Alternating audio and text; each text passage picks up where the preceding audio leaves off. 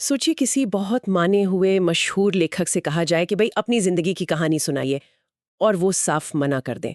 ऐसा क्यों हो सकता है?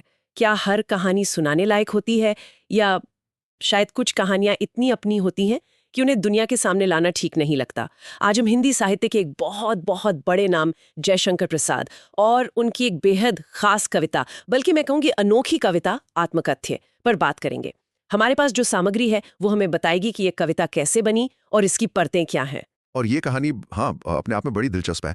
ये कविता तब लिखी गई जब प्रसाद जी के कुछ दोस्त थे, लेखक मित्र प्रेमचंद भी थे उनमें शामिल। उन्होंने आग्रह किया कि भैया आप हंस पत्रिका के लिए एक खास अंक निकल रहा था, आत्मकथा विशेषांक, उसके लिए अपनी आत्मकथा लिखिए। ये बात है कोई 1932 की। लेकिन प्रसाद जी वो इसके लिए बिल्कुल तैयार नहीं थे और उनकी यही जो असहमति थी, यही हिचकिचाहट वो इस कविता के रूप में सामने आई।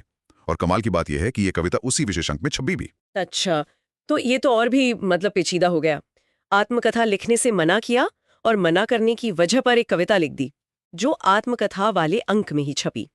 चलिए फिर समझते हैं इस स्रोत सामग्री से कि प्रसाद जी क्यों झिझक रहे थे और देखते हैं कि ये कविता आत्मकथ्य उनके बारे में, उनके जीवन के बारे में और ये जो कला है ना अपनी कहानी कहने की, उसके बारे में क्या बताती है।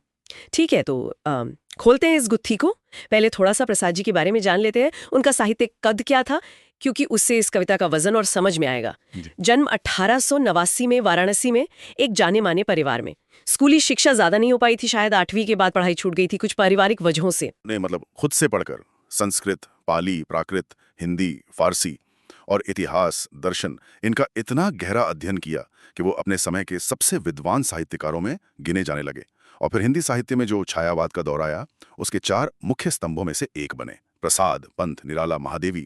उनका जो साहित्य संसार है वो बहुत बड़ा है और विविध भी। बिल्कुल। और उनकी शैली के बारे में क्या कहेंगे? छायावाद की कौन सी खास बातें उनकी रचनाओं में दिखती हैं? देखिए, छायावाद की पहचान ही है हम्म। भावनाओं की बारीकी, कल्पना की ऊंची उड़ान, प्रकृति से लगाव, सौंदर्य का सूक्ष्म चित्रण और भाषा में एक खास तरह की सांकेतिकता होती है, मतलब इशारों में बात कहना, हम्म। जिसे हम लाक्षणिकता कहते हैं।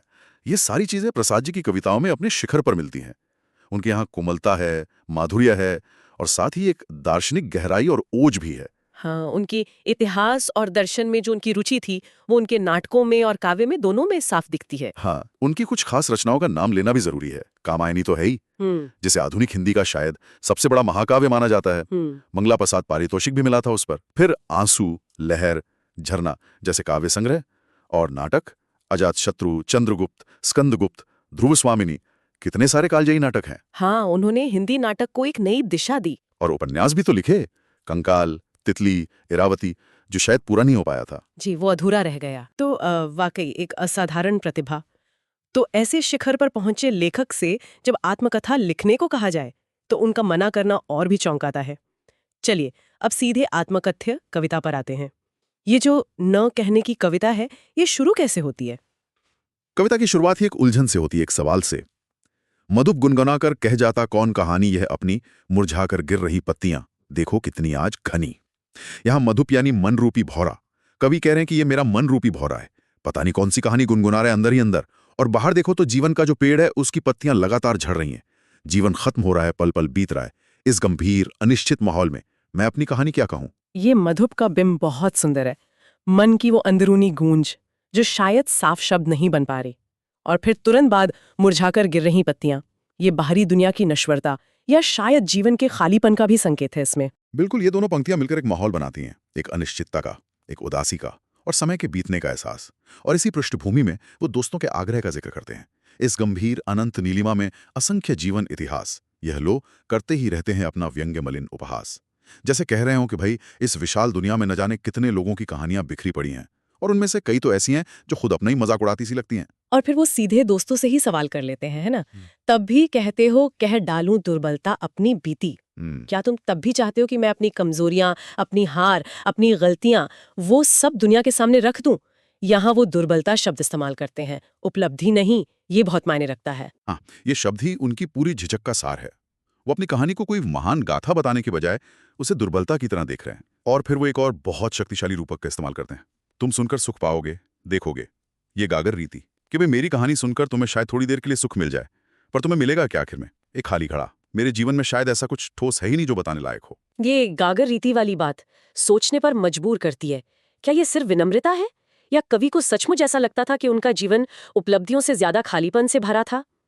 या ये डर था कि उनकी कहानी दूसरों की उम्मीदों पर खरी नहीं उतरेगी? मुझे लगता है इसमें तीनों बातें हो सकती हैं।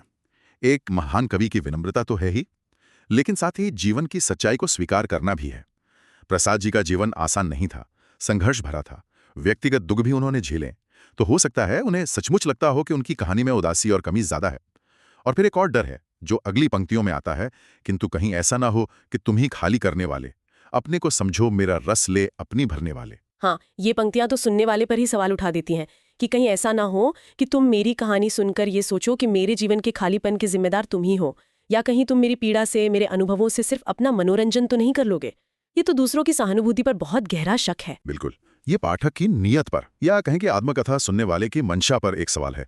और ये उलझन और बढ़ती है जब कवि इस दुविधा में पड़ता है कि बताएं तो क्या बताएं। ये विडंबना, अरे सरलता तेरी हंसी उड़ाऊं मैं, भूलें अपनी या प्रवंचना औरों की दिखलाऊं मैं। क्या मैं अपनी इस सीधी सादी तबीयत का मजाक उड़ाऊं, अपनी गलतियां गिनाऊं, या ये बताऊं कि कैसे दूसरों ने मुझे छला धोखा दिया? दोनों ही हालतों में तकलीफ है। अपनी भूलें मानना भी मुश्किल है और दूसरों के धोखे बताना भी। और फिर वो उन निजी सुखद पलों की बात करते हैं जिन्हें वो बांटना नहीं चाहते। उज्ज्वल गाथा कैसे गाऊं, मधुर चांदनी रातों की, अरे खिलखिलाकर हंसते होने वाली उन बातों की। वो प्रेम और नजदीकी के पल, वो हंसी खुशी की यादें, उन्हें वो सबके सामने नहीं लाना चाहते। हाँ, और इसकी वजह शायद यह है कि वो सुख बहुत थोड़ी देर का था या शायद मिला ही नहीं। अगली पंक्तियां यही इशारा करती हैं। मिला कहाँ वो सुख जिसका मैं स्वप्न देखकर जाग गया, आलिंगन में आते आते मुस्काया कर जो भाग गया।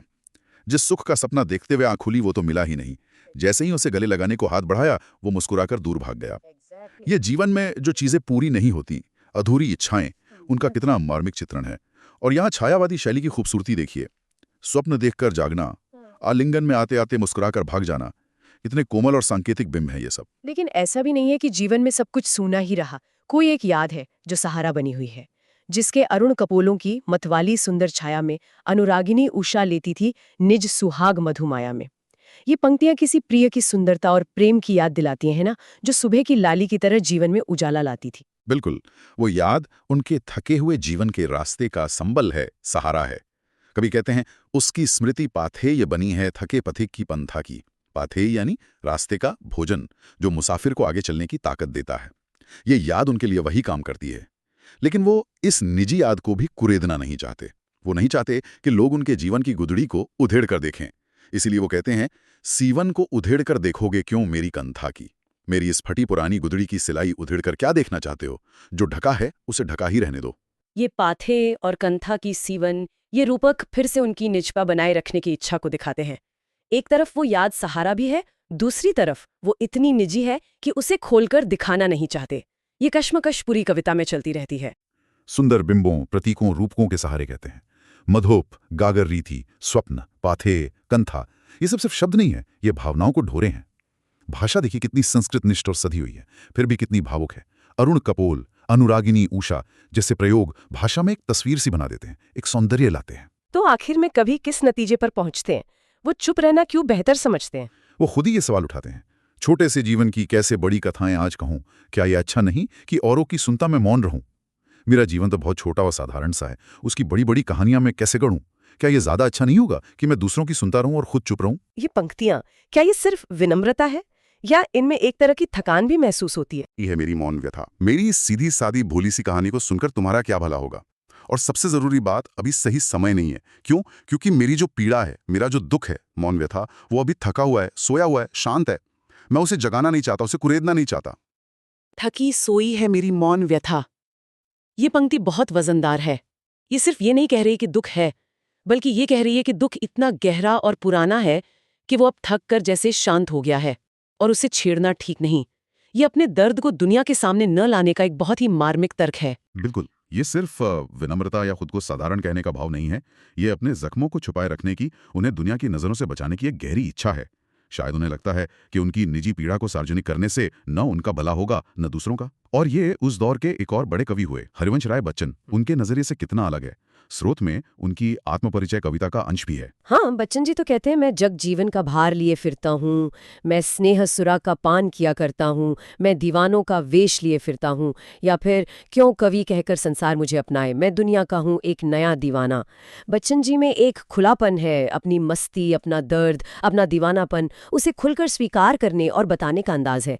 जबकि प्रसाद जी में गहरा संकोच है, एक अंतर्मुखता है, अपनी व्यथा को मौन रखने की प्रवृत्ति है। और ये दोनों ही अपने अपने तरीके से सच्चे हैं, प्रामाणिक हैं। प्रसाद की कविता तो आत्मकथा लिखने के पूरे विचार पर ही एक दार्शनिक सवाल खड़ा कर देती है। क्या अपनी कहानी कहना हमेशा जरूरी है? क्या हर सच बताने लायक होता है? क्या चुप रहने में भी एक तरह की सच्चाई नहीं होती? ये कविता दिखाती है कि कभी-कभी न कहना भी बहुत कुछ कह जाता है। और ये अनुभव हम में से कई लोगों ने महसूस किया होगा, है ना? अपनी कमजोरियां, अपनी नाकामयाबियां, अपने निजी दुख या सुख, इन्हें दूसरों के सामने लाने में एक झिझक सी होती है। अंदर का सच और बाहर दुनिया क्या सोचेगी, उसका डर, इसके बीच का जो फासला है, उसे प्रसाद जी ने कितनी ईमानदारी और कलात्मकता से यहाँ दिखाया है। तो अगर हम सार निकालने की कोशिश करें तो प्रसाद की आत्मकथ्य कविता आत्मकथा ना लिखने का एक बेहद काव्यात्मक और दार्शनिक ऐलान है। ये एक महान कलाकार की विनम्रता दिखाती है, जो अपने जीवन को महान या रोचक कहने से इनकार करता है। ये छायावादी काव्य शैली का एक बेहतरीन नमूना है, जहां गहरे से गहरे भावों को प्रतीकों और बिंबों की खूबसूरत भाषा में पिरोया गया है। ये कविता जीवन की साधारणता, उसके अभावों, उसकी पल भर की खुशियों और उसकी सीमाओं को स्वीकार करने का पाठ पढ़ाती है। ये वाकई एक असाधारण कविता है, आत्मकथा नहीं है, पर फिर भी लिखने वाले के मन की गहरी झलक दे जाती है।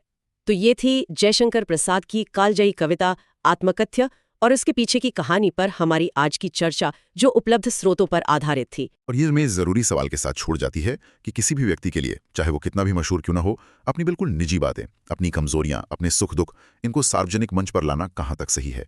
और क्या समाज को या पाठकों को या दोस्तों को भी किसी से ये उम्मीद रखनी चाहिए कि वो अपने मन का हर कोना खोल कर रख दे। जैसा कि स्रोत सामग्री में भी इशारा है, आत्मकथा लिखना ईमानदारी और साहस तो मांगता है। प्रसाद की ये कविता हमें इसी ईमानदारी, साहस, निजता के अधिकार और हाँ, मौन के सम्मान जैसे मुश्किल मुद्दों पर गहराई से सोचने को मजबूर करती है।